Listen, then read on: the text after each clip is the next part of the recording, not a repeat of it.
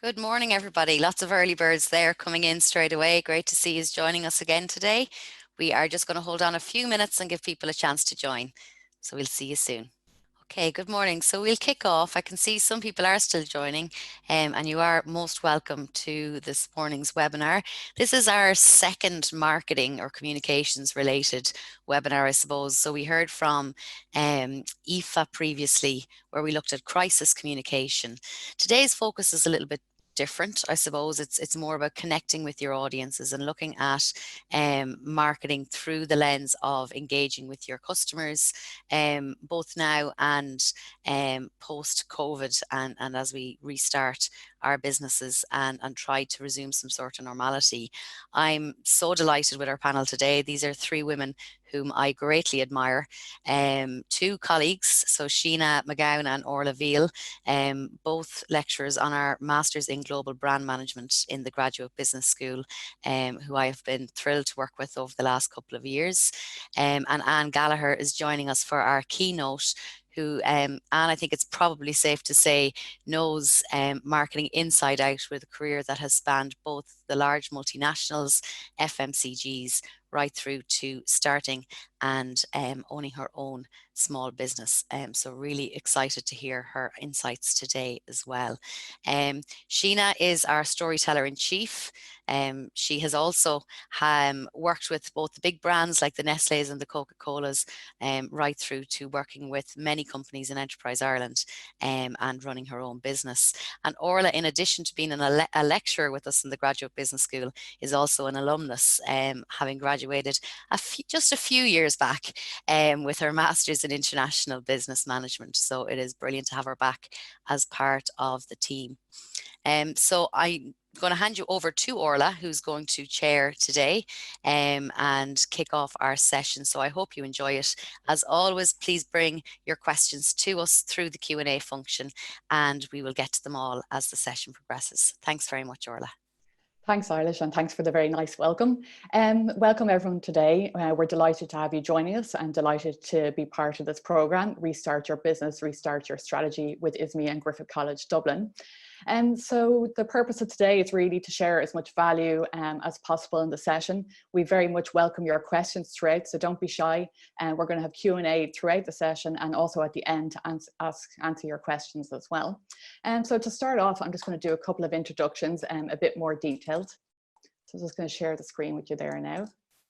So as Eilish mentioned, Sheena is a lecturer at Griffith College Dublin. She lectures on her Masters in Global Brand Management, but also she works very closely with Enterprise Ireland as a strategic marketing consultant and a mentor, working very much with companies that are looking to scale and grow internationally, which is very relevant for all of us. And she's also a board member as well. As Eilish mentioned, I'm a lecturer at Griffith College Dublin, also on the Global Brand Management program. I'm managing director of Conquer Business and Marketing Consultancy, also working with Trinity Business School, and a board member similar to Sheena as well. So a little bit of an introduction just to give you a sense of who is working with you today. As Eilish also mentioned, we're delighted to have Anne Gallagher join us today as the keynote speaker. Anne is the founder of the Beauty Kit, an e-commerce solution. Anne has amazing experience in kind of the corporate world and also as an SME owner. She'd be very relevant in her experience. So Anne will go into much more detail on her background, so I won't go through all the slides. But as you know, these slides will all be added onto the website for you to read afterwards for any extra detail that you would like to require. So I'd like to introduce Anne, if you'd like to join us for our interview. Hi there, Orla. Hi, Anne. Welcome. Welcome Thank from you. home. Thanks very much. Yeah. We're delighted to have you. So, Anne, great to be here. It's great. As I mentioned, I just gave a little bit of your background, but I didn't want to steal your thunder. If you'd like to give everyone kind of a bit more of your own background and how you've come to where you are with the Beauty Kit today. Of course, I'd be delighted. Thank you so much. And thanks to Eilish and also to Michael as well for inviting me to come on board this fantastic program. I think it's great. I watched back some of the webinars and I think the content is so helpful, even for me, you know, in terms of developing my business at this time. I found it really helpful. So in terms of my background, well, as you mentioned, I have quite a number of years, almost 18 years, I guess, if I add them up, in the corporate world, working in marketing. And I spent almost 8 years at L'Oreal, and following that then about 4 years at Spar. And while I was working in those roles with those big brands and really well-established brands with great credentials, I also had the benefit of working with fantastic agencies and having really great budgets behind me as well. And I learned so much about consumer marketing and digital marketing and really how to engage your customers. But the big learning curve, I guess, came for me when I moved on. I decided in 2018 I had a hankering to start a business for a number of years. It actually went back to when I was at L'Oreal. I had identified the fact that as a business, we really struggled with trying to sell online in the Irish market. While there was a lot of really well-established beauty stores online in the UK, in Ireland we had very little offering, and I really felt it was an opportunity. But it took me a number of years to take the plunge and to have the courage really to give up my corporate job and step out of the rat race, if you like, and actually start up my business. But I did that in 2018, and I launched the Beauty Kit, which is an online beauty store. And I launched at the end of 2018 into the beginning of 2019. And the Beauty Kit, really, we've really tried to focus on mid to high-end beauty products. So for women who are quite discerning about quality and wanting products that will bring them, you know, the results that they want from their beauty products. And I focused on really great Irish brands, like in skincare, I've got Pestle and Mortar. In self-tan, I've got a fabulous Irish brand called Vita Liberata. And then also some great international brands as well, like in cosmetics, I've got Delilah and The Balm, and a number of great international skincare brands like Trilogy and Weleda in the natural clean beauty space. So it's really been about developing a mix of products and offerings that women will really enjoy. But I guess the biggest challenge for me wasn't so much securing the right product range, because I'd had many years of experience at L'Oreal with identifying products. For me, I guess the biggest challenge was, how do I go from a situation where I have these great big marketing budgets, these great brands, to establishing a brand that nobody knows on a shoestring and doing it all completely and entirely myself. So that really was the biggest learning curve and the biggest challenge for me. And what I found was really helpful for me was my local enterprise board, and I cannot state highly enough how helpful they are for small businesses. I really tapped into the mentoring that they offer, all the supports, all the training that they do. I did a huge amount of training with my local enterprise. I just found that it helped to refresh and helped to get me up to speed on the latest technologies and changes in the marketplace. Because I now had to do it all myself, and I couldn't just phone my agency to do it for me. So I think that's what a lot of us are faced with today as well. That's great, and thanks for your kind of introduction to where you've come on your journey so far, and it's been a very interesting journey. So I suppose what we're all dealing with at the moment is this coronavirus situation, and it's proving a lot of challenges for people to think about, how do I market my business at the moment? Do I need to change how I market my business, or keep doing what I'm doing? So what has your experience been so far in this current situation? Yeah, well, I mean, I'm only just, I suppose, over a year in business now, so it was quite a shock to the system to have this type of crisis face your business. I'm sure everybody can appreciate that and feels the same. But for me, it almost felt like going back to starting all over again, because I had to rethink my marketing strategy. And to be honest, at first, I was very hesitant to promote my business at all. I kind of felt that when the first initial stage of government interventions was announced here, I went silent with my marketing and I stopped my activity on social media. I kind of felt that if I promote my business now, my customers are going to feel that, you know, that I'm very overly commercial and that I'm not sensitive to what our country's going through. And I stepped back and I took a few days to really think about it and to try and decide what was my strategy going to be. And I looked at my competitors and I watched to see what they were doing, to see how they changed their tone of voice. And I also watched my competitors in the UK. As I said, there's a huge amount of very prominent online beauty retailers in the UK. So I watched them as well to see how they had changed their communication strategy. And really what I realized from that was that if I'm going to go silent, I'm simply just going to be sitting on my hands while my competitors are speaking directly to my customers. So it made me realize I needed to step back in, and that I might need to do it cautiously, but that it was really important for me to just get back in there and let my customers know that I'm open for business and I'm here to meet their needs.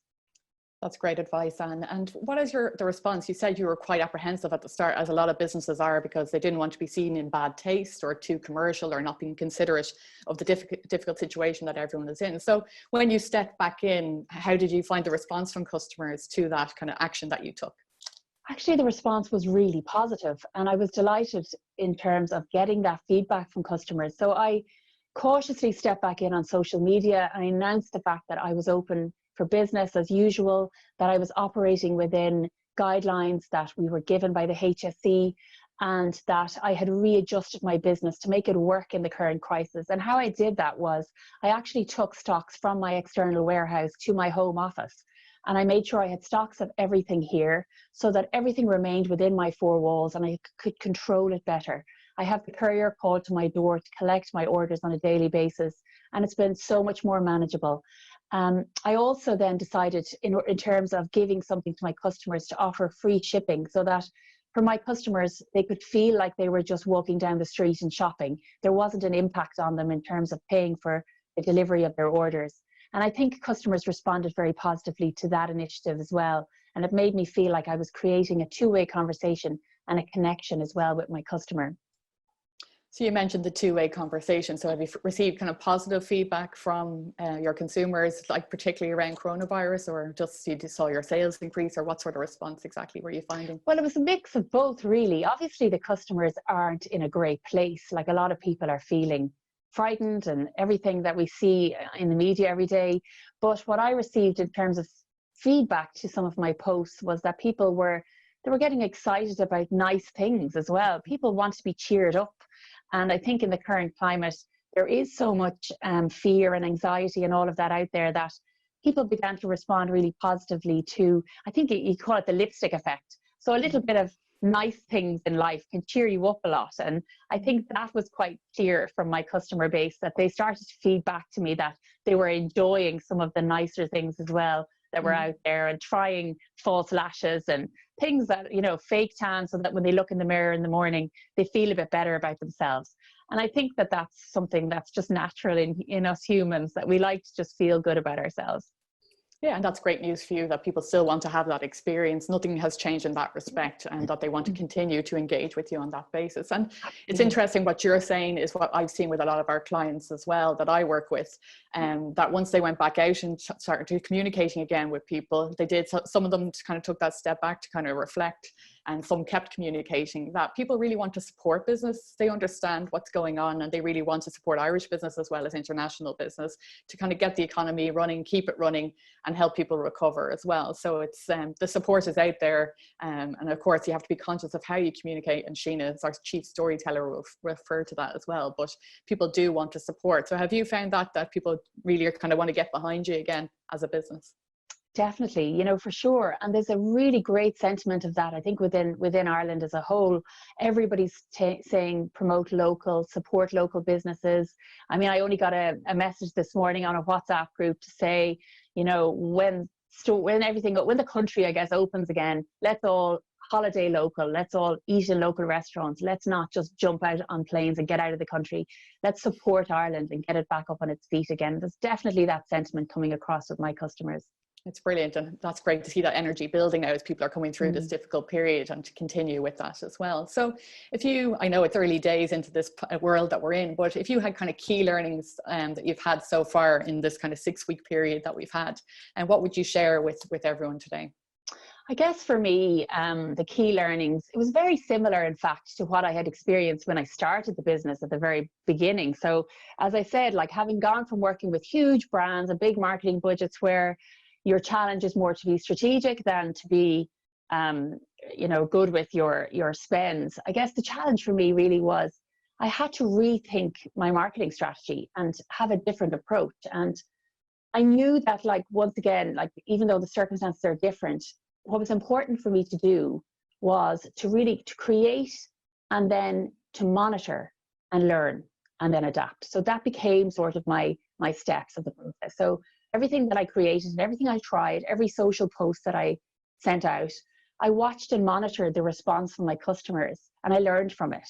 And then if it didn't really work, or I felt it didn't hit the right tone, I adapted and changed. And that's really what I would advise for small businesses at this time. Just monitor, learn from your marketing strategy, and make sure that your communications, that they suit your customer's state of mind right now, because it is quite a unprecedented time. You know, and I think a lot of small to medium companies will have gone through the very same journey I'm talking about, the trepidation of starting the business, having to take everything on yourself and gradually starting to grow as a business.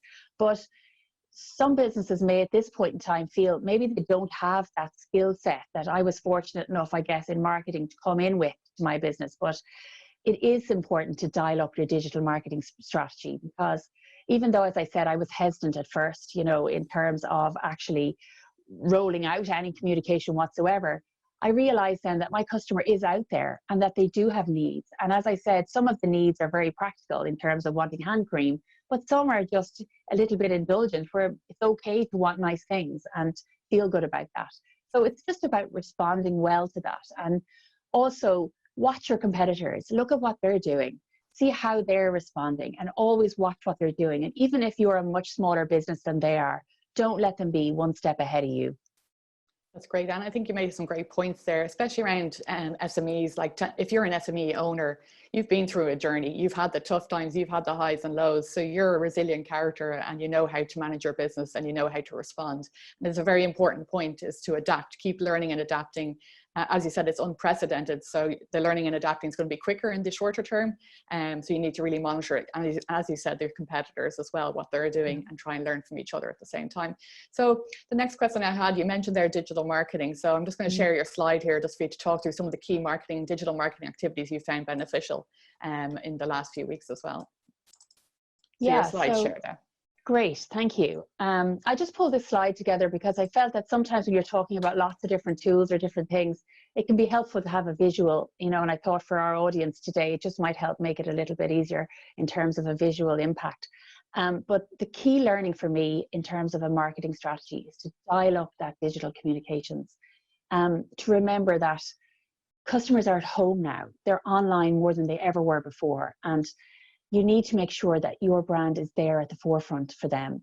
And at the center of all of it, like everything in marketing, is your customer. So think about how they're feeling, think about their state of mind, and with all of your communications, make sure that you're communicating for them and not for your brand.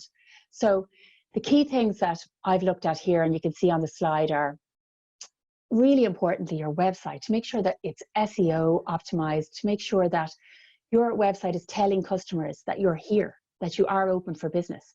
And I know that the whole area of your website, and also the other key one for me as a business, has been Google Analytics, which is clearly you know, the window to your customers' behavior on your website. Both of those areas have been covered really well in this program already in another webinar. So I'd advise that you look through the other webinars that have been produced. I found it fantastic and a really good help. But there are two key things for me that I focused on. But it's also really important to connect with your customers on social media, to make sure that as a brand that you have a really strong and a really active social media presence, and one that's relevant to your customers. So understand what channels your customers are on and make sure that you're present on them and that you're very active and that you're opening that two-way conversation, that you're inviting your customers to actually converse with you as a brand, to be involved and not just feeding them information. Make sure that it's a two-way conversation that replaces that face-to-face that's missing now in a lot of businesses. The other thing also to really think about is what we've found in the Beauty Kit is that having an active blog on your website is a great way that your marketing communications then avoid being just too salesy, if you like. So you don't want to be always trying to sell your product. You want to be conversing and you want to be educating your customers. You want them to see you as an industry leader, and also really to build that trust, because after this is all over, you want your customer to trust you as a brand. So your blog can be a great place to build those credentials, and also to use that content then on your social media, and use it also for your email marketing as well. So email marketing is really effective and has a very high conversion rate. So it's important to remember that you can personalize emails and you can really speak to your customers with that. but you don't want to always be selling. So it's to avoid that constant sales pitch to your customers. Feed in from your blog and give them content that's interesting, give them content that's educational and informing your customers. But I've also found effective as well in terms of digital marketing has been paid advertising. So on Google, on AdWords, and also particularly on social media, it's a really great tool to get new customers and to expose your brand to new customers. So it pushes your brand out there to people who mightn't be aware of your brand at all. And I suppose the bottom line is just to remember that this will all end. And when it does, you want your customers to remember the brands that they felt responded to the crisis well, and those that didn't. That's brilliant, Anne. Thank you for that. And I suppose a good point you made there about Google and social media ads being the platform to try and get your word out there. The paid ads make the big impact. But I think that a positive thing, if you want to look at it as a positive at the moment, is that the cost of those ads, the cost per click is a terminology that they use, is actually reduced, because a lot of companies have reduced their advertising spend. A lot of the larger multinationals have pulled a lot of their large spending. So when I looked at some analytics on Google over the last week, the actual cost of advertising is actually reduced by up to 9% already. So if you are going to explore this area, or you're already working in this area, it's a good time to really maybe look at your spend, if it's part of your growth plan, because the cost of advertising has reduced in recent weeks. So there is an opportunity there if you have it in your growth plan as well. Just a question that came in, and around your website. So someone was asking around WordPress. So WordPress, most websites in the world are actually on the WordPress platform, and it's an excellent platform. But they just wanted to ask, what platform are you using for your e-commerce solution? Is it WordPress, and is there any particular tips you have around that? Actually, no. My platform is called PrestaShop, and it's a really successful platform in the US. So my web designer, when I gave the brief for the website that I plan to create in terms of having an e-commerce functionality, and one that would be easily updated. So as my business grows, I want to be able to offer different types of promotional offers and different types of facilities on my website. So I really wanted this to be something that I could grow and develop. So PrestaShop was the platform that my web designer recommended, and it works very well for me. Yeah, and it's a good point you mentioned there. So if people are thinking of moving online, you haven't been on before, you need to consider your ambition and the scale that you need. So WordPress is a brilliant tool, but you'll have to think, okay, am I going to have thousands of people on this website every day, or is it going to be a brochure website that people are going to use? If it's a brochure website, no problem, or a transactional website that doesn't have too many transactions in a day, definitely WordPress can be a quick solution. But as you said, the solution you have is for you to grow in a much bigger scale. Yeah, exactly. That was the thinking behind it. Okay, brilliant. Okay, we have a few more questions, but we'll keep those to the end just to keep us moving along. I'll just put the share on there. I'm going to bring Sheena in now in a moment as well. So the key marketing activities, as you said, that you had are working very well, and Anne has very generously put together some resources that we'll share on the website as well. You mentioned just another question that's come through around government support. So you mentioned there you were very complimentary about the LEOs and stuff that you've accessed before. Is there any support that you've accessed in the last 6 weeks that have supported your business through this period? Is there anything you can share with our audience today? Yeah, well, I mean, as I say, the LEOs are amazing, and any small business should definitely look up their LEO. They have constant training, and all of that has been dialed up as well at this time. So there's more and more available now from your LEO to support you through the crisis. But for me now, it's not been in the last 6 weeks. It was actually prior to that, but it's coming in extremely useful right now.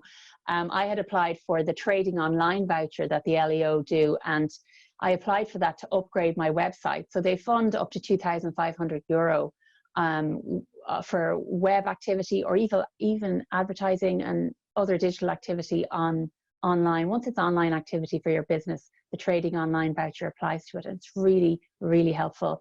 And what they've actually announced now is that they will give businesses a second voucher. So if you've already received it in the past, you weren't allowed to apply for it again. Now they've given businesses a second voucher so that you actually can invest even further online in your business. But another initiative that I have actually tapped into is it's a thing called One a Day that iZest Marketing, one of the marketing agencies in Dublin here, had come up with. It's a super initiative where they've invited big businesses and influencers and lots of different marketing agencies to offer something once a day to other businesses that might be struggling at this time. And I tapped into it in terms of getting some local influencers. So Pamela Laird, who people might know from The Apprentice recently, and Anna Daly of TV3 fame. Both of them have very strong social media followings, and they threw it out there that any businesses who wanted to shout out or wanted some support to get in touch. So I got in touch with both of them, and it made a big impact to my business in terms of reaching new people, growing my follower base on social media, and also then to drive sales as well. It's really effective. But for people who might feel that maybe marketing isn't their forte, certainly there are loads of marketing agencies who are offering consultations once a day to small businesses, and have a look at it. It's definitely a great resource. Yeah, and it's brilliant that the community is coming together. So it's not just consumers that have your back, like everyone in business is trying to support each other, which is why we're here today, to try and we can all come together and share our knowledge, share our learnings in this new world, and then drive forward together. So it's a great to have that community, and that information's in the resources that Anne's going to share on the website as well. So I suppose to finish up our initial conversation, Anne's going to stay on for the Q&A later. So if you want to keep bringing in your questions, she'll be here later. But I suppose if you had, there was lots of great information there, Anne, but if there was one kind of key takeaway that you said from that you would like to share with our audience today, what would that be, and what would you like to share? I think for me the key takeout is it's don't be afraid to take the time out now to upskill if you need to. So there's so many free courses that can help you to learn the skills that you might need, and just to create a stronger digital presence for your business. And this might be the one time that you can actually spare that time and that headspace really to learn these new skills. So as I say, the key learning is that the time is now to dial up your digital presence for your customers, and all of the tools are there, and lots of businesses might not have been using them up to now, not to their full potential perhaps, but now is the time really to use those tools for your customers and to really reach your customers in a new way.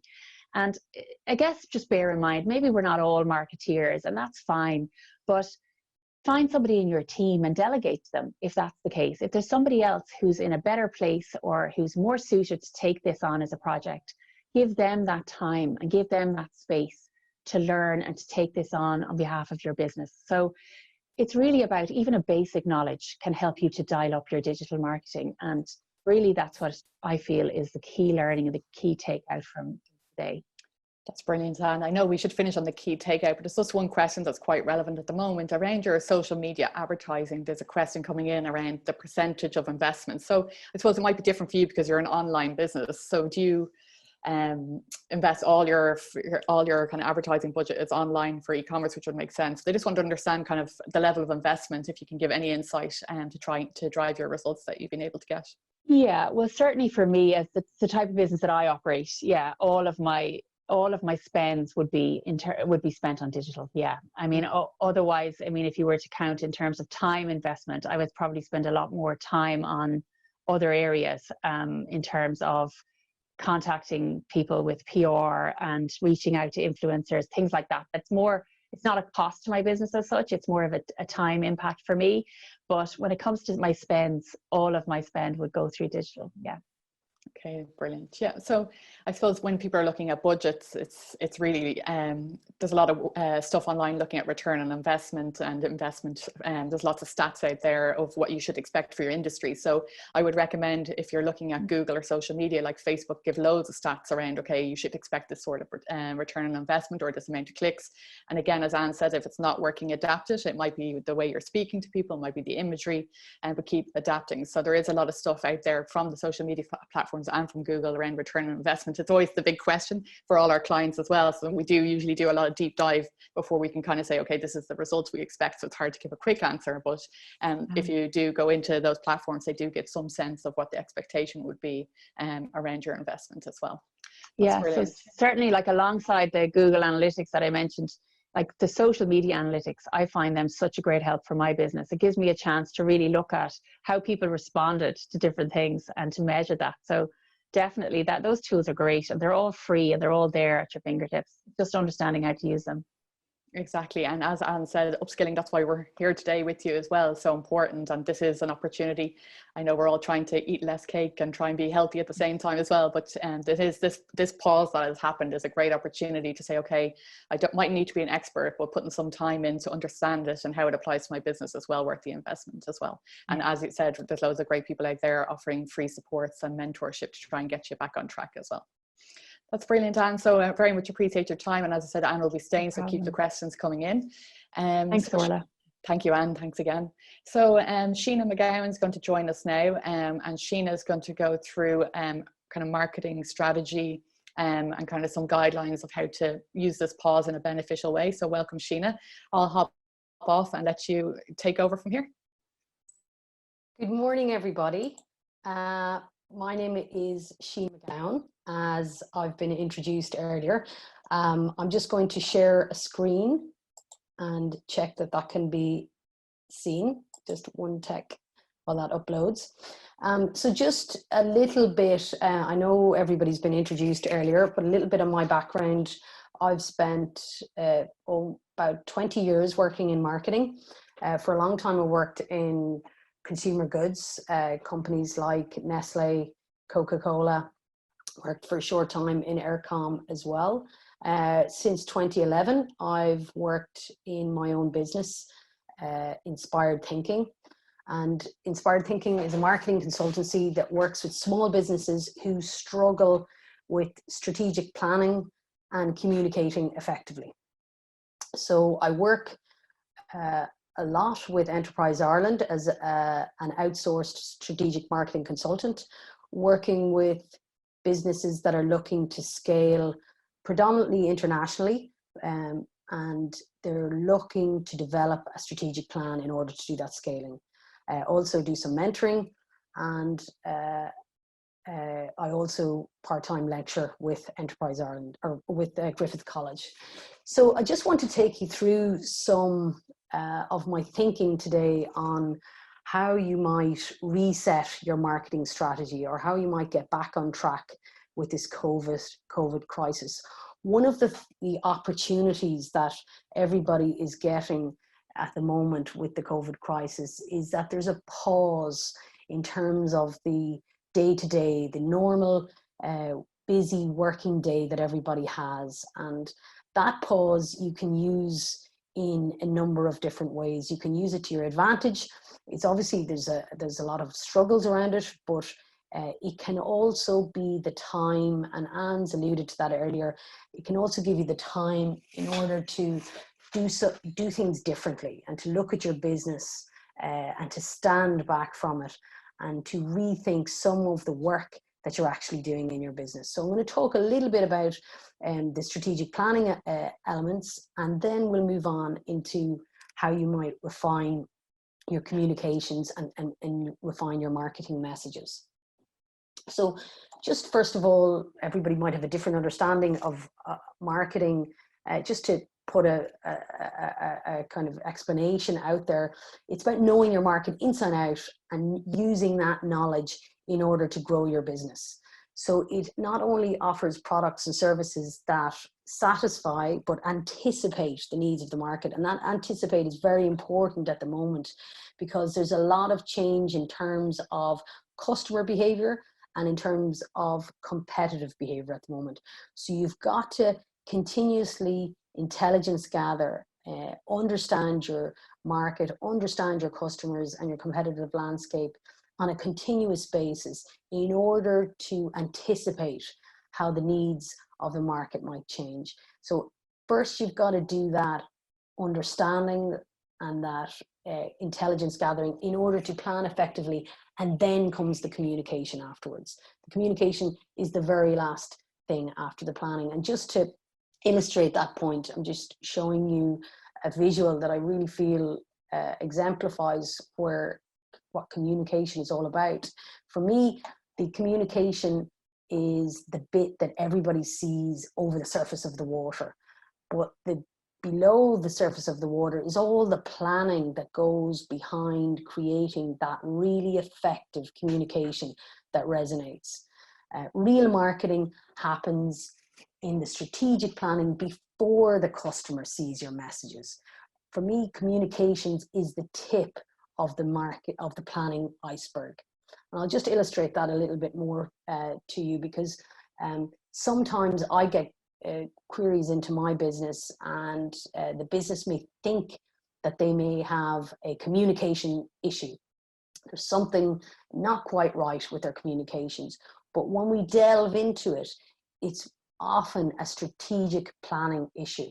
So there's often something below the surface of the water in the planning, in the continuous intelligence gathering that they're doing, in the way that they're presenting their product, even before they get into the digital marketing or any of the messages. And that's where the problem can often arise. So let's look at this in a little bit more detail. So the statement there, the clarity trumps persuasion. Now, you don't need to persuade and sell aggressively if you've actually got clarity on what it is you're offering. And you don't need to push hard on getting the messages out there and rely on that push strategy if you've got clarity. So let's explore that a little bit more. In order to communicate with clarity, you need to intelligence gather on an ongoing basis, and then to plan. So that ongoing basis, I just, in the work that I do with small and medium-sized businesses, that tends to be one of the biggest failing, that sometimes when a new brand has been launched, when a new website has been done, when a new product has been launched, yes, there's a lot of intelligence gathering at that stage, but it's not done as a continual basis through the marketing departments, through the sales departments, maybe not departments in your business, it may be just one person, but this continual curiosity about understanding customers, understanding the marketplace is a real differentiator for successful businesses. So what is strategy? Strategy is about doing the right things. So often, again, when I'm working with businesses, they've got, they're looking at the implementation of what they've always done, and they're looking about doing those things right. But often we'll stand back from it, ask a lot of really good questions, and then ask, are they doing actually the right things? Is there something they're missing from the activity? So they could be very busy, sometimes busy fools in terms of having very full days and very busy, and they're implementing tactics, but they're actually missing some of the big picture priorities that they should be looking at. And often my starting point with businesses is about stripping back asking a lot of questions and stripping back away all the red herrings and all the things that they normally do, and seeing, are they actually doing the right things? So plan first, then do is something that I really espouse. So again, it's just this thing. A lot of businesses I would work with, they would have very busy days. Everybody's very busy. They're organizing their days as per their questions that come in, requests that come in by email. They have a lot of meetings. They're firefighting and they're reacting to things. And so it often leads to fragmented thinking, and the big priorities that they need to grapple with in a particular year aren't being achieved, but they're not even clear to all the employees what it is that they need to be focusing on. So everybody might have a different idea about what these big priorities are for the business, and they need to be uniform across the business. So you need to create space for this type of work, and working on the urgent day-to-day firefighting won't give you time to work on what's really important. So the idea is not to prioritize what's in your schedule already, but to stand back, to pause, and to figure out what are the priorities that all of the different job functions within the business need to be looking at. So also, when we look at strategy and making choices in COVID-19, you need to consider 3 steps. So the first step is stabilization. and absolutely a lot of businesses have been destabilized at the moment.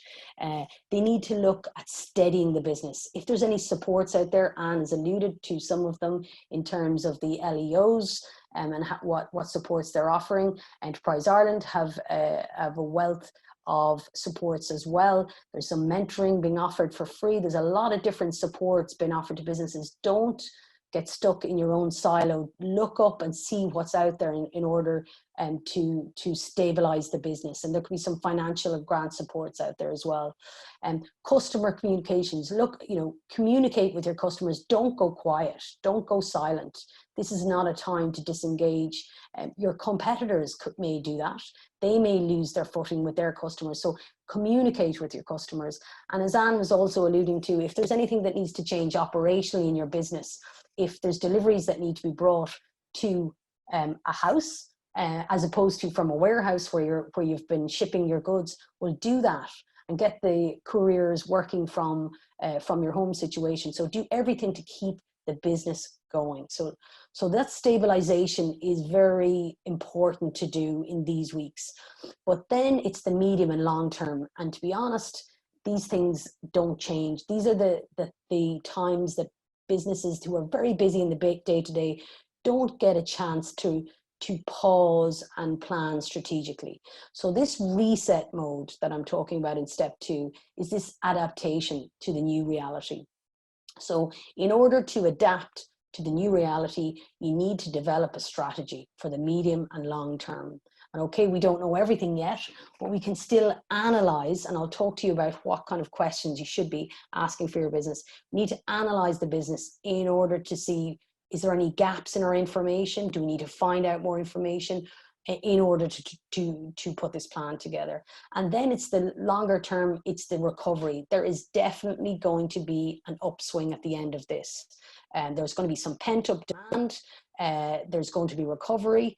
And if you don't plan for that recovery, if you've got a business that's not functioning as it should online and is leaving customers behind, you need to look at sharpening your digital marketing strategy. So online is going to really benefit from the bounce that's going to come. So you really need to, and these planning your digital marketing takes time.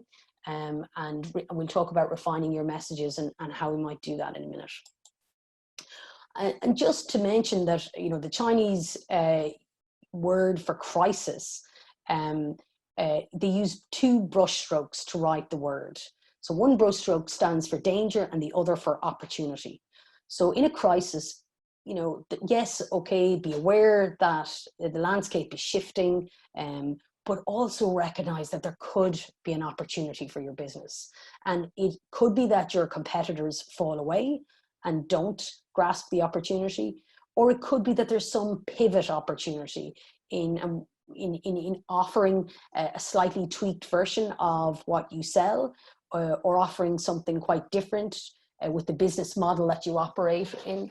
So it's about being curious enough, having the antennae up to see what everybody else is doing. LinkedIn is a really good source of information for how other businesses are reacting to the COVID crisis. And I would keep the antennae up and keep looking for where the opportunities might be for your business. Okay, so this strategic planning that we've been talking about, what is having a strategy all about? It's about having a plan, having a direction, having a clear market position that helps you make key decisions. It clears up the fog and the lack of clarity in your business, and it shows you what you need to work on. Sometimes with businesses I work with, they can have too many strategies, and having too many is worse than having none at all. So always keep your strategies actionable. Okay, so it's got to be something that's achievable in a certain amount of time. You can see the SMART goals there. They're used very often in order to make sure that a plan has strong goals and that it's realistic and actionable and it's realizable in a certain amount of time.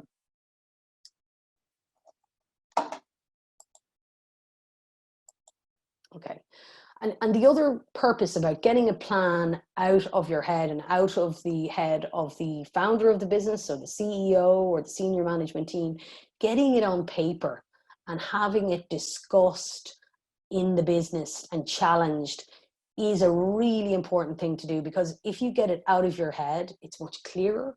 You discover what you don't know, because often there's gaps in the information that need to be addressed. And you'll discover what doesn't make sense, because if you get it out and discuss it within the business, the different functions may add to it, may have either some fine tuning that's needed or may have some challenge. So you'll start to see the work that needs to be done when you start to plan on paper and when you start to share it with the people in the business. I've mentioned continuous intelligence gathering, and you know, there are various ways to intelligence gather in a business.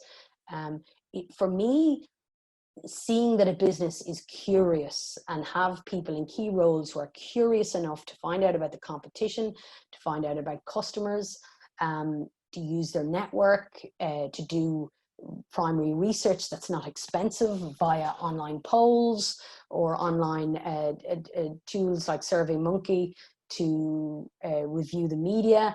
If you've got a product to go out and walk the aisles of stores, just to be really, really curious on your landscape, and not only to look within your own category, to look for ideas outside of your own category. So to look at non-competitive products. Is there interesting packaging that they're using, messaging that they're using on their sites?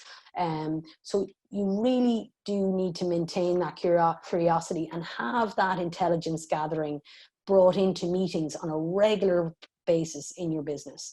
And it really is a defining differences between the companies who do really well and the companies who falter in times like this. You know, have a look at your customers again, look at your, you know, have you got them segmented? Has anything changed in recent years on your customers? Do you have enough information on them? Is it digital analytics that you're short of information, or is it different information that you might get from researching the market? And there's always really creative ways that you can fill in the gaps in your information. So you really want to get, you know, have you got the segments clear? Have you got your bullseye target clear? Are your communications relevant to that bullseye target? Has something changed since you've launched your business? So revisiting all of that is really important. There's also really useful tools in developing your personas. For example, on HubSpot.com, they have a Make My Persona tool. So there's lots of different ways that you can get tuned in to your customer and really understand them and flesh out that information in order to develop better communications and develop a better brand in which to sell the market. Understand your competition. It's something that people are often, you know, trot out the same competitors that they've always done 3 or 4 years ago, and there's new competitors are doing very interesting things that they haven't understood in enough detail, or they haven't seen some really interesting customer service offerings that they do, some really interesting promotions or messaging that they're doing. So again, it should be an ongoing thing, and it should be an ongoing curiosity in looking at what's out there in the market in terms of that. So in terms of strategy, it gives focus, as we're saying, but you know, do an exercise when we've got this pause now where the busy day-to-day meetings aren't happening and the emails aren't pouring in the same way. You know, analyze your portfolio, analyze your profitability, look at the point of difference that you have versus the competition, and really challenge, is that point of difference clear? Is it still relevant? Is it the most valuable thing to the target market that you're going after? So also look at the communications you've got externally, internally. Sometimes the internal communications in a business is forgotten about, that people focus on what they're saying to the outside market, but they're not doing very strong communications internally to their employees. It's always really important to treat your internal employees as well as your external customers. So look at your communications, look at that communications of the marketplace. You know, is your branding in need of updating? And branding is so much more than a logo. I'll just go through that in a little bit more detail in a minute. So look at, is there a really strong narrative on your branding? Does that need work on it? Is your customer profiling up to date and your segmentation? Is your sales function and your internal processes in relation to sales, is that functioning as it should be, or are there improvements that could be made? Is your org structure appropriate? You've got the right people in the right jobs, or has it just developed in such a way that certain people have certain jobs? That need to be, looked at again, to stand back and look at this, and in this time when we've got this, the opportunity to look at it. So it's really about seeing, are you making a lot of tactical decisions in your business, or actually are you making these bigger strategic decisions that are aimed at priorities that you've identified in your business? And in order to identify what are the big priorities to work on, you need to do this analysis, figure out if there's any gaps in your information. Is it third-party advice that's needed? Is it more digital analytics or understanding that's needed? Is it some market opinion or research that's needed? Fill in the gaps that you've got and then develop an action plan. I found with businesses that I've been working with over the years that, a strategic document could be created. It could be a big 30-page document that's submitted, but it's never referred to as on an ongoing basis.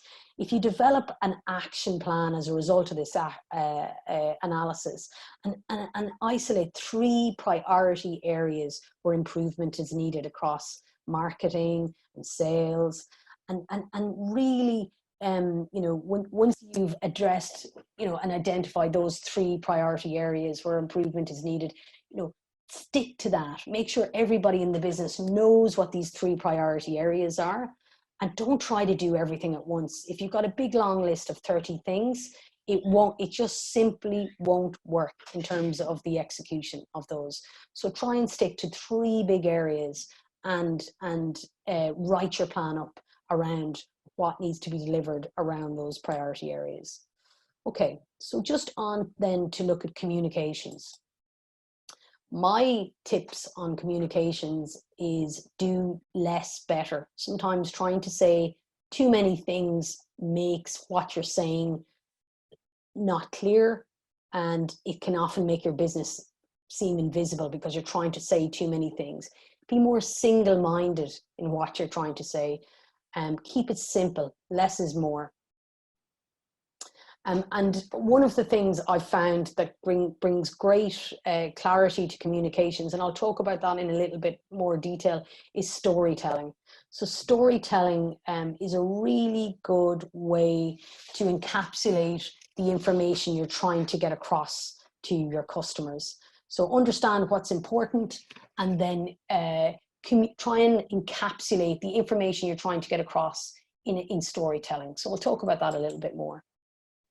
And just the idea of having a strong and a clear position in order to communicate clearly is really important. So great positioning tells a compelling, attention-grabbing story.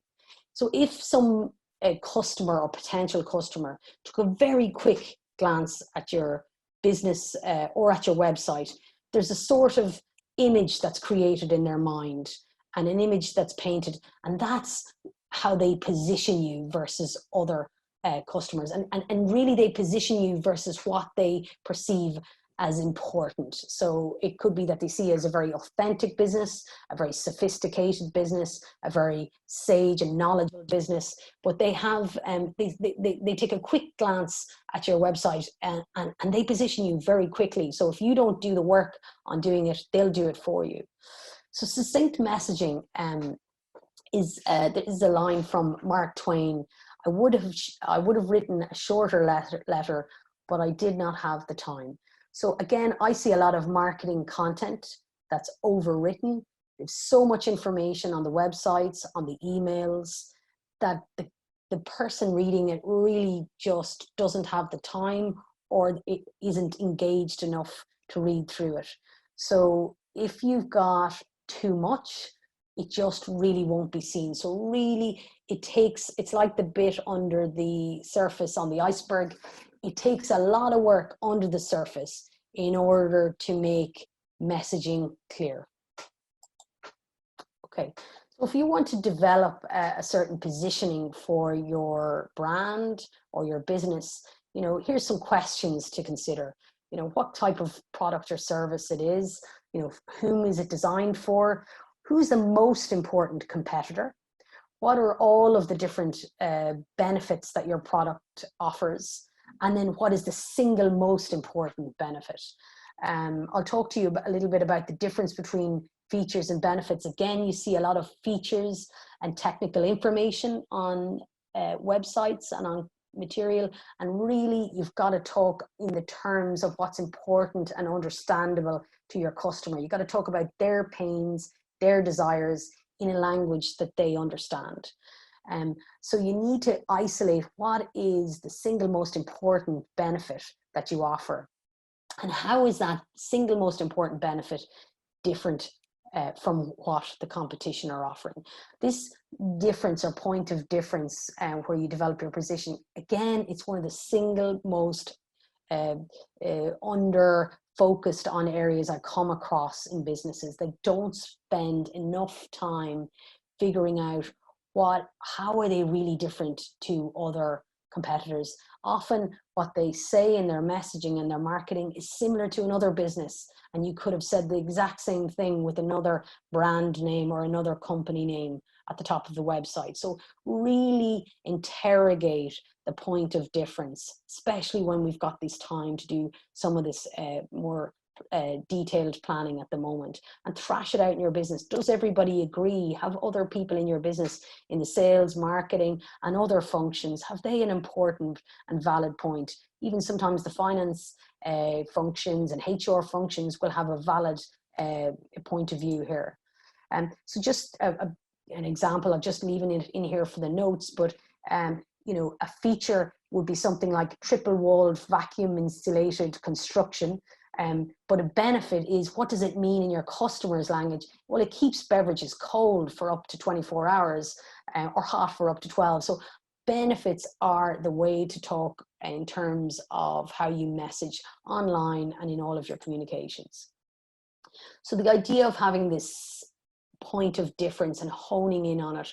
Why should a customer buy from you and not anybody else? I'm not going to go into a large amount of detail on this value proposition canvas, but I am suggesting if you want to work on this in a little bit more detail, there's an Alex Osterwalder canvas that's really, really useful in order to brainstorm this for your business. And again, the idea is that you look at the pain points in the market for your customers and the desires that they have, and that you really encapsulate those into the offering that you're offering the market. And you may find that you need to tweak your offering as a result of working this through on your business. But there's a lot of YouTube videos explaining this proposition canvas, and it's a really useful tool in order to isolate what is your point of difference. How are you different from your competitors? And here's a short elevator pitch framework that you can use. So this is a much shorter process in trying to isolate how you're different from your competition. So it's a sentence that you complete for your business. The words that are underlined, you think about, well, what is that for your customer, for your business? So for the target customer who has whatever need, this product in this category has this benefit, and unlike state the particular competition, this product does something in a particular way. So it really forces the business to think about how they're unique. And if you give this elevator pitch framework sentence to a number of the people working in your business, if everybody answers that differently or very differently, then I would say to you that you need to do some work on clarifying your difference, because everybody should be within the company should be in agreement with it. And so then it should be really, really clear when you go outside your business to your customers, what is your difference? So focusing on this value proposition difference and this point of difference is a really useful thing to do. Here's some other questions. So again, different material might help people in different ways. So here's just some thought starters on this point of differentiation and in this positioning work that you're doing for your business. What's unique about your business? What's interesting about how it was founded and about your founder? What problem are you trying to solve? So again, has this changed since the COVID crisis? Has it changed over the years? Has it changed because of other competitors that have come into the market? So really, really think about that. What inspired your business to be founded in the first place? What are the aha moments that the company has had? Has it evolved over the years? It might have had some different points where it has changed its value offering for different reasons because the market has changed. How's the business evolved? And is there unobvious ways to tell your business story? I'm going to come on to storytelling in a little bit more detail now, just to tease this out. So again, and if there's something that you consider to be normal and boring about your business, but that other people think is cool, that should be teased out into the content that you create on your website and your communications for your customer. So again, you could be just a little bit stale on what you think is cool and interesting to the market. And again, it is just getting out of the management team and really asking other people about what could work better in terms of describing the business and saying what it's all about. So really kind of think about those things. So once you've figured out your point of difference and your positioning, your key messages go obviously online. They go into what you discuss when you network. Go into your tagline, they go into your adverts, they go, on any kind of messaging that you do for your business. It informs your videos, your social media, your newsletters. So it informs so much. Getting that point of difference right is really, really important. So I just want to talk to you a little bit about storytelling. I am a big fan of what storytelling does for businesses. And it doesn't matter if you're small, medium, or large businesses, this works for everybody. So the idea is if you share your story, you connect with your customers and you really do build your business. So if you were to summarize why is storytelling so important and so effective, if you were to think about it, that customers and people have story templates in their heads, and if you encapsulate the information about your brand or business into these story templates and plate them up like that, they get remembered and they get retold, and it is much more effective way of transmitting the information. It's what people remember, it's what they get emotionally involved in, and it's really a much more effective way to get across information than bullet points, than features. So they help the audience understand better what you're saying, but also it goes into the subconscious because we allow it to emotionally connect with us. And once there's emotional connection, then it inspires the action that you're looking for in a business. So storytelling puts a human face on information. It improves the comprehension, as we said, and the memorability of it, but it's also more persuasive. So think about it. If you've got stories that are been told by a business, if you've just got the business telling you the story, but if you've got the customers talking about their experience of the product, if you've got internal employees talking about what it's like to work in that business, if you've got the founder talking about what inspired them to start the business, it's much more emotive.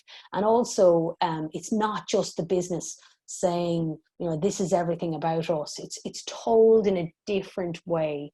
So they're much more persuasive, and it's not the hard sell. I mean, down to simple things like having reviews on your products and having those available for customers to read. So whether it's using a third party like review like FIFO or Trustpilot or something like that, which has got everybody really trusts, or you can just have a plugin on your website, on your WordPress website, which captures what when people have purchased a product, what they think about your product. So they're like mini stories as well. So it's often hard to see the story because we're so wrapped up in our business. So it takes a little bit of time to figure out what are the stories we want to tell. I've mentioned a few of them there, the backstory, the passion story, and the customer stories and employee stories. Really try to mine where are the hidden stories within your business, because that way of presenting what it is you offer, whether it's on your website, whether it's on email marketing, whether it's on social media or videos, it's a really effective way to have your audience understand you, remember, and actually do your marketing for you. If you've done it really well, they can pass on these stories and retell them for you. So I've mentioned there's a lot of different sources. I'm leaving these in the deck so that everybody can refer to these later. The customer testimonials are always really powerful. Sometimes an interview with the business owner and talking about how you know, it all has began, their vision and values are really important. So a customer wants to feel like they have the same set of values as the businesses they're buying from. And having those captured on video and audio is really, really clever. And, you know, you can have interviews also repurposed into emails and blogs and send them out in multiple different ways. So you can have the same story told in lots of different formats, infographics, audio interviews. So there's a wealth of different ways. Once you've got the stories, the format can vary in how you tell it. And a lot of these are not expensive, and they can be done in-house. PR stories are also, you know, having something interesting about your business, trying to get national or local press to pick up your stories, sending it to the right journalists, working on the story so that it's actually interesting and it's not just a selly message about your business, but there's something that's interesting. It could be something COVID related. Everybody's interested in reading COVID-19 stories at the moment and how a business has grappled with it, how it's pivoted slightly, or how it's you know, dealt with the struggles and overcome them. That's really interesting for people to read as well at the moment.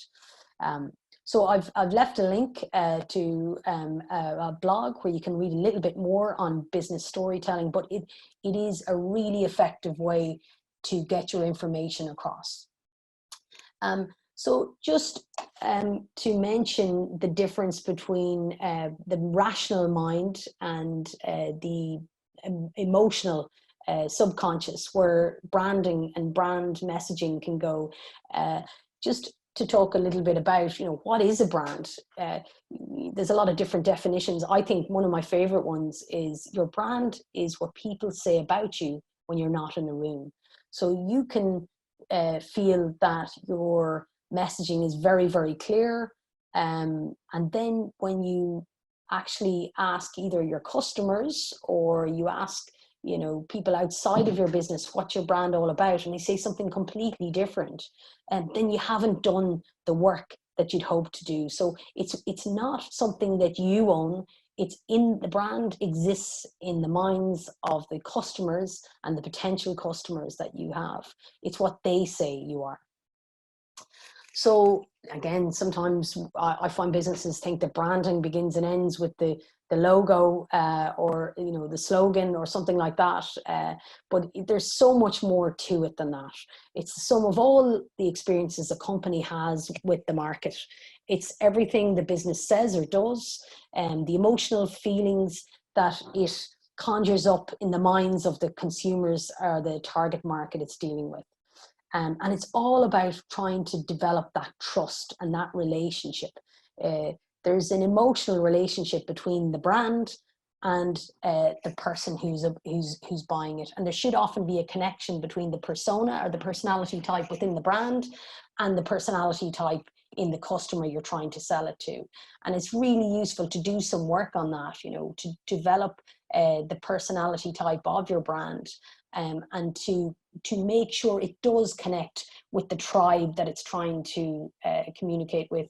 I'd recommend you to look at Seth Godin and Simon Sinek. They're really good and strong influencers in this area about finding your tribe and connecting to it. And Simon Sinek does some great talks on marketing and on leadership as well.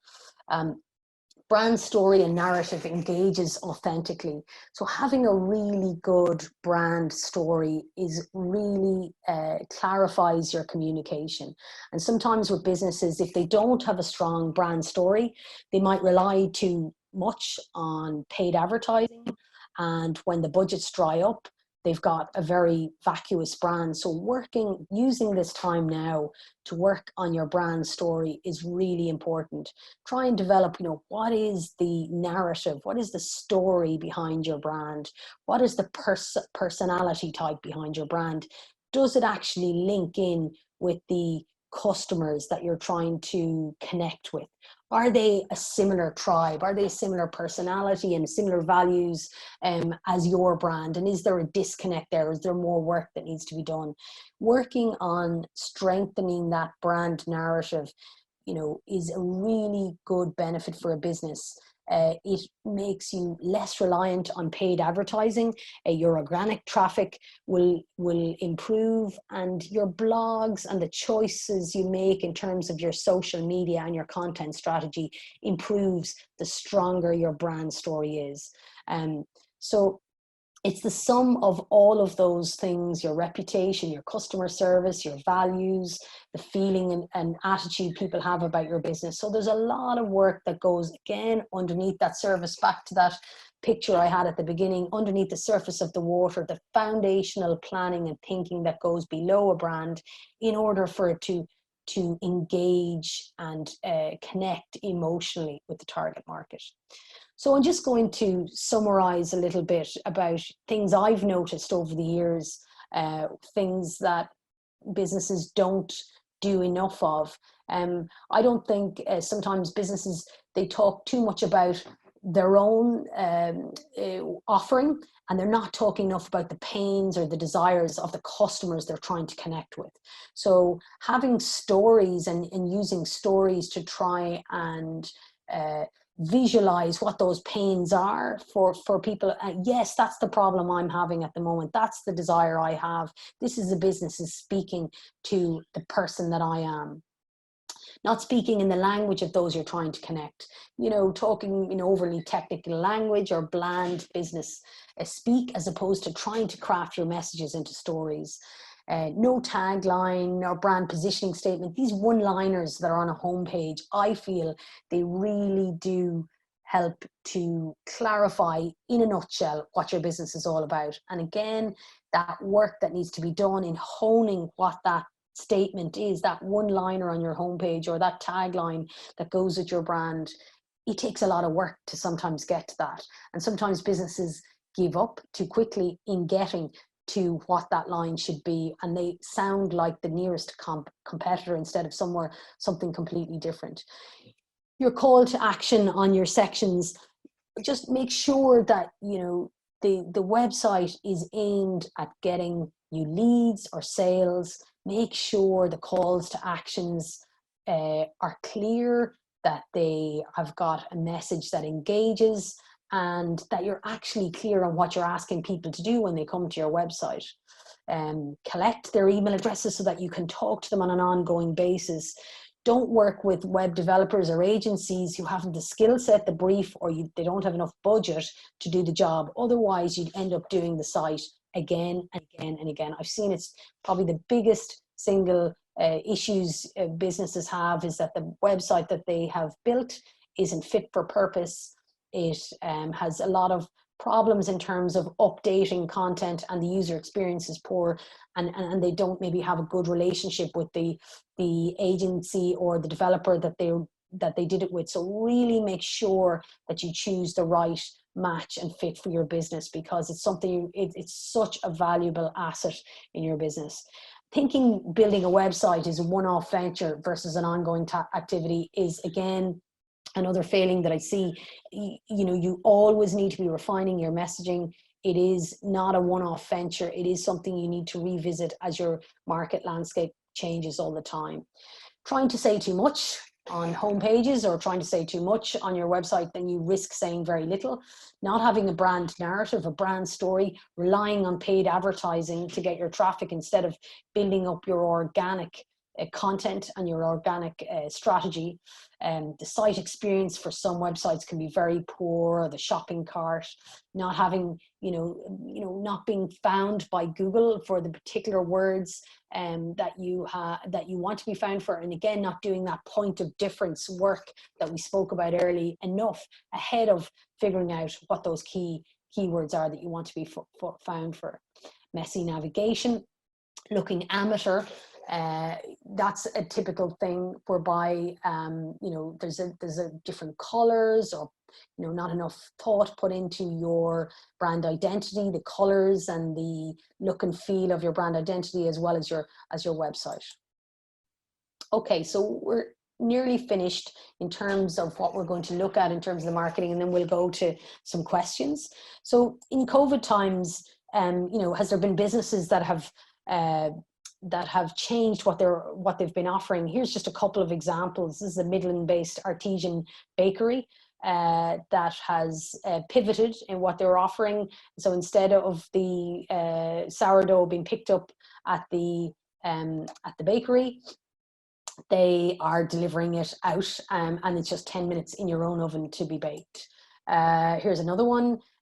Forest Avenue, popular restaurant in Dublin 4, and they are now offering a virtual shopping tour where a member of the team will video call you and shop live for you. So again, something innovative to deal with the challenges that people aren't going into their store. Club Vino, this is a really interesting pivot in a business that you can order a home tasting package from the website and get the bottles of wine, and also printable tasting notes, pairing suggestions, a video link that guides you through the wines, and again, a really pleasant experience. It's one thing we know everybody is doing quite a bit of in the COVID lockdown, is enjoying some nice wines.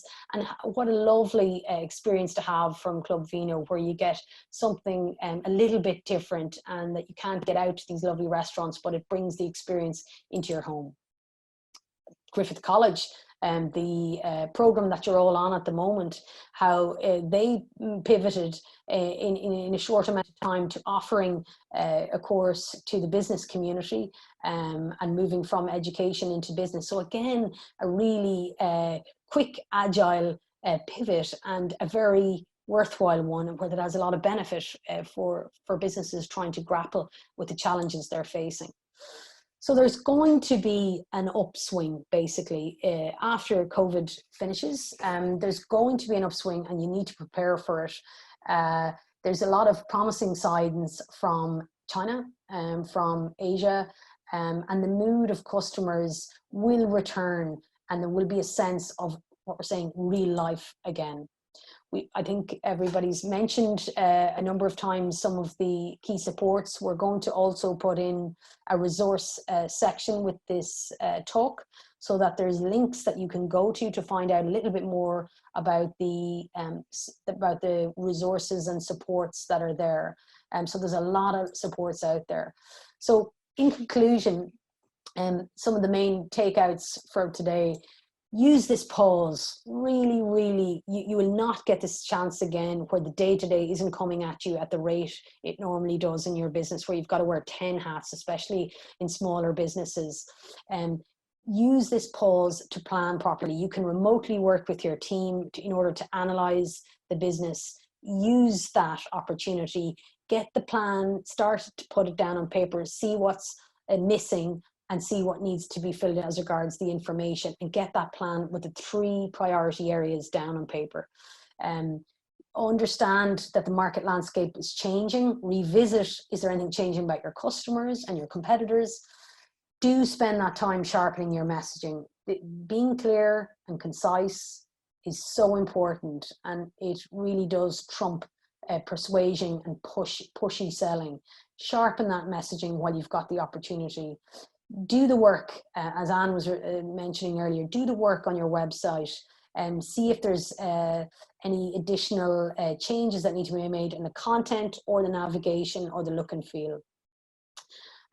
Or is it something in relation to how you're being found online?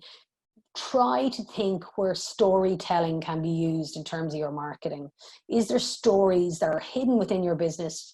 And ask people within the business for help on this. Are there powerful stories that you could be telling that really could be very persuasive in terms of putting out there on the different content platforms? Okay, that's it from me. I'm going to ask Orla to come back in. Hi, Sheena, I'm here for you now. How are you? Not too bad. Great. Thank you for your brilliant session. There's so much valuable and insightful information there. So there's been a good few questions coming through, but also to let everyone know that all this content will be uploaded on the website as a resource, including all the slides from today will be uploaded today as well. So Sheena obviously talked through the slides, but there's lots of valuable links and structures and approaches all through it. So you'll have plenty of time to digest it and take out what you need that's relevant for your business as well. So just to confirm that for you as well. There's a good few questions coming in around the one a day. I think Anne's going to join us again as well for the question. Hi Anne, how are you? Hi. Yeah, so the link, and it's oneaday.ie, and ISME you mentioned are one of the people involved. So people were looking for the link. So oneaday.ie, but oneaday.ie, yeah. So you just filled in the kind of inquiry form, was it, just to understand the process? Yeah, so there's two options. If you feel that you might have something to offer, and it's probably a nice, obviously a nice thing to do, but it's a nice thing for your brand as well to do visibly, you know, for your customers. So if you think there's something you can give, you can actually get involved as a participant. And I actually did just on a top line level. I wasn't in a position to give something every day, but what I did was I did one giveaway for frontline workers on my social channels, and I tagged One a Day and they reshared my post. So it was just to give a little something back. And then as a participant myself, then I applied to each of the different, so the way it's done is there's a list of all the different collaborators who are offering something, and you can just contact each of them directly. So you can look at it like a menu and see what's relevant to you, and you just contact each of the collaborators directly. So it's a very good system. And that's a great option that companies can now actually promote. So SMEs who are here today, they can promote what they're offering and get that promoted, as well as accessing services as well. So it's a really great collaboration. Yeah. One technical question that came through for yourself, as social media being a big platform for you, a few people have said that Facebook has come up as a great platform when they do their analysis for their customer base. Do you use a particular tool to edit your imagery and to make sure it's Facebook suitable that you could recommend? Yeah, I highly recommend Canva. I'm sure lots of people are familiar with canva.com, and the free version of Canva is absolutely brilliant. You can go in and design a post for Facebook, Instagram stories. It's got templates for all the different social platforms, even LinkedIn, whatever it is. And then they have a bank of imagery. Lots of it is free. The imagery that isn't free could literally cost you $1 for an image for usage rights. And they have thousands of images there. They also have lots of editing tools for you to use, different fonts if you have a specific font that you like to use for your own business or for your brand. I would highly recommend Canva. Yeah, canva.com. Yeah, no, totally agree. And when you go to the page, it allows more animation and stuff, but you can definitely do anything you need on the free account, which is another great tool as well. A question that came in around pivoting, which I'll kind of address there as well. So the question was asking, if you're pivoting your business, do you set up a new brand or use your existing brand? And not to be vague in my answer, but I suppose it does depend on what you're pivoting into, how relevant it is to your existing audience, or is it actually a new audience that you want to address?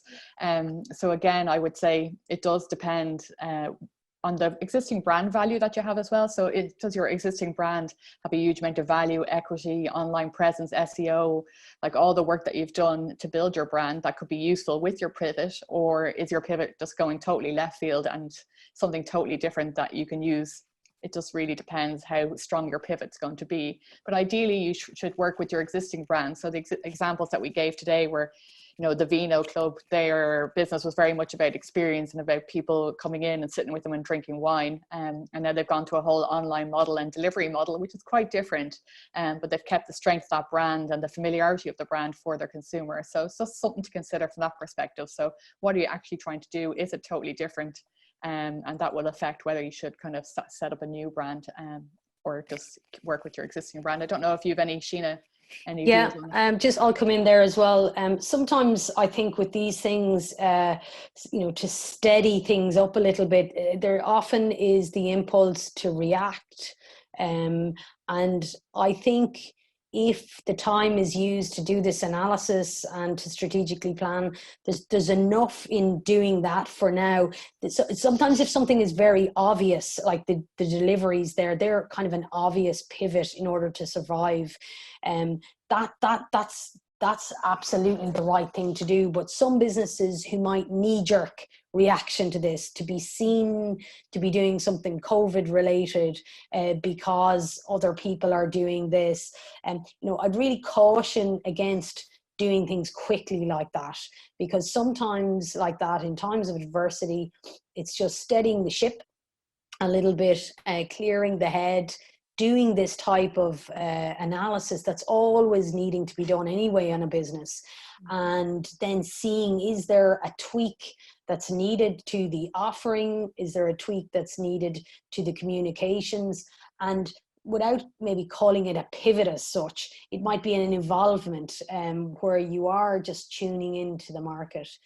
So yeah, and again, the knee-jerk reactions that I often come across aside from COVID, it tends not to be sometimes the best thing to do is to react quickly to something.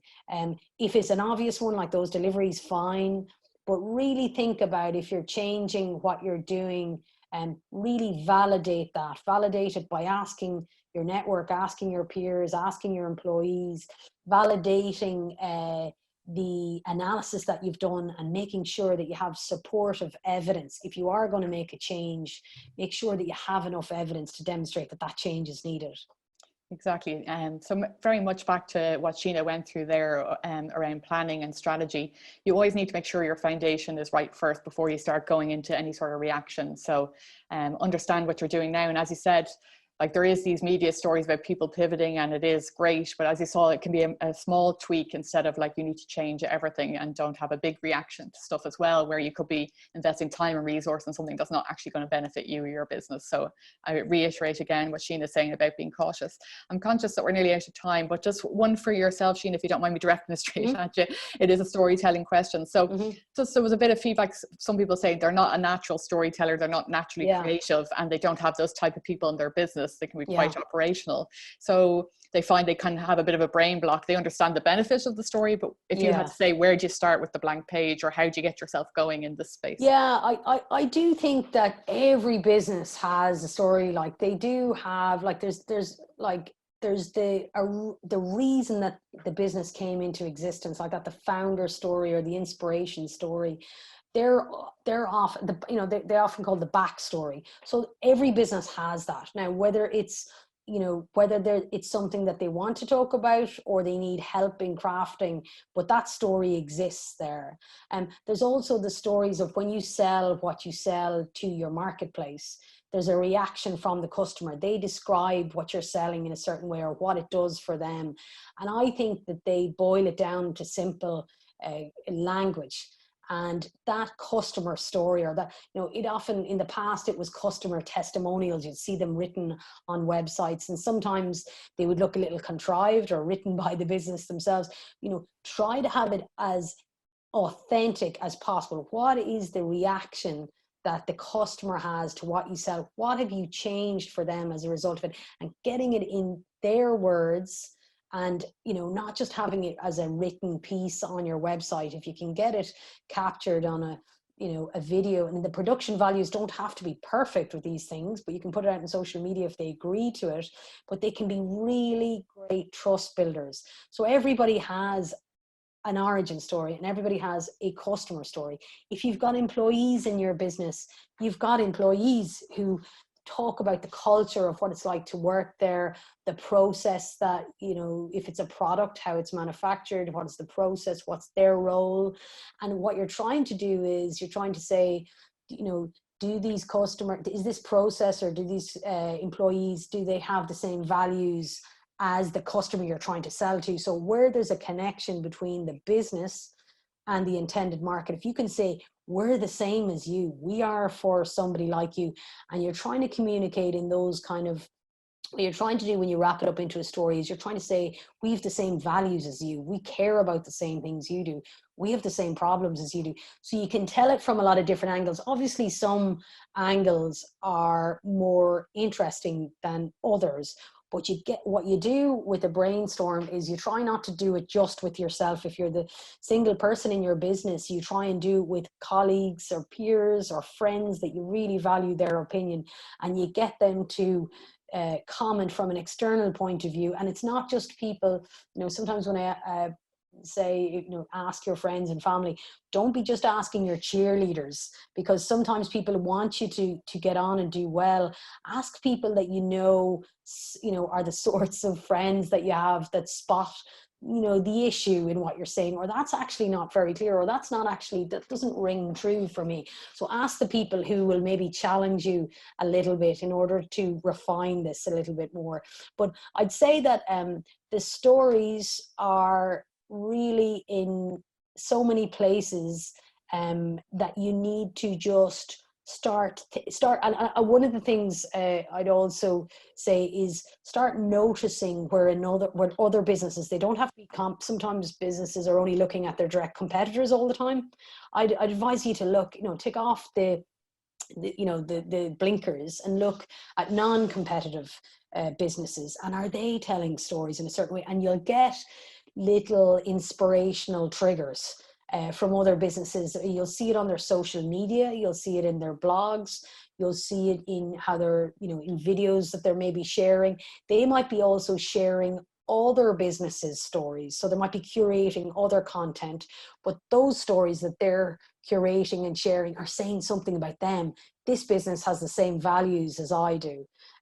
So it's another way of using stories that are not essentially your own, but using them and repurposing them to say something about your business. So the long and short of it, Orla, is that they do exist. Try to get inspired by looking not just at your competitive set, but outside of that. Great answer. And I think from a kind of very practical point of view, like I get clients who say, there's just a blank page, I can't get the words down on paper.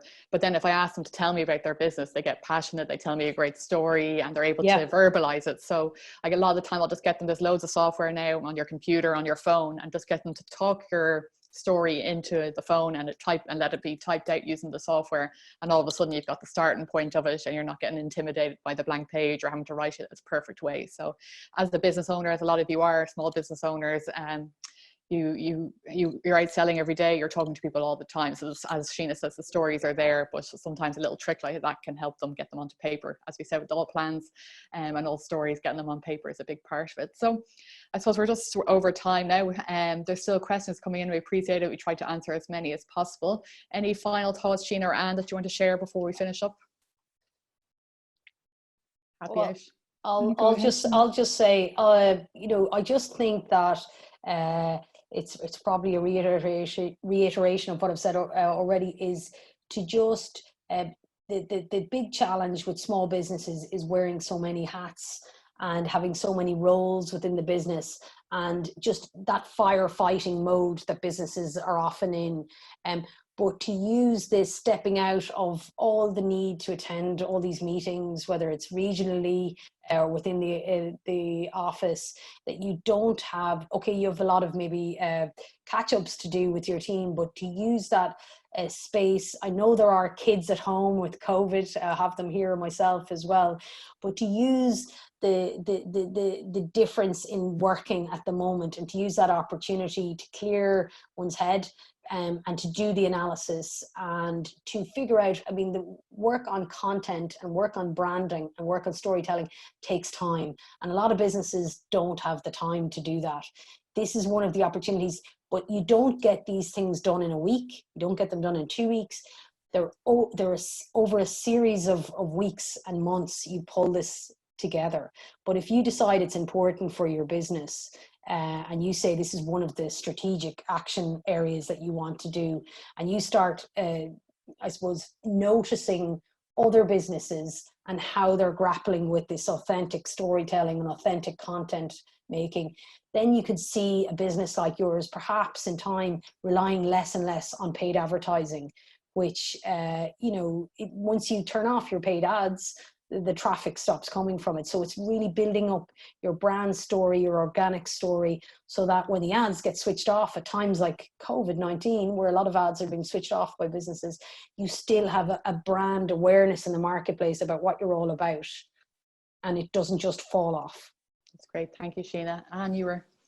Yeah, I just wanted to say thank you for inviting me to be involved. I really enjoyed Sheena's presentation. I learned a lot from that myself. I was scribbling notes here. For me, I think just to say that it's just, don't be afraid as a business to put yourself out there. There are lots of new things that, as I've shown and you guys have shown, that businesses and supports are there. Just reach out and take them and grab them and use that time, because as Sheena said, this is an opportunity to think about the strategic approach for your business. And maybe you don't have the time to do it all right now, but sit down, write it out for yourself, and you'll come back to it. It's giving you a clear head right now, this extra time, and it's important to grab that time.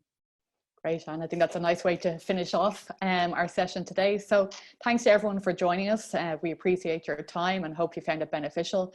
And as I mentioned, the slides and information and the resources information that Anne has put together are all going to be shared on the website by Eilish. And we wish you the best with all your activities and planning and for the future. Thank you.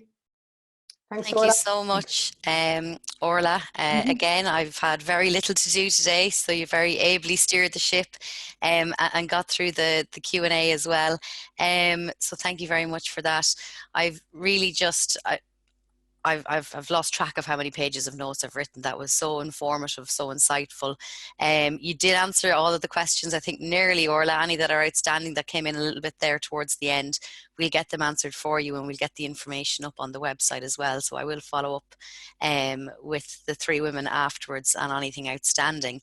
But I think really the warmth that came across in both sessions, and I think you better get ready for a busy day, because the amount of comments coming in relation to the beautykit.com and just the great sense of community, I suppose. There was a lovely warmth to what you were describing in terms of the engagement with customers. And it's not about selling, it's about bringing them in and having that connection with them.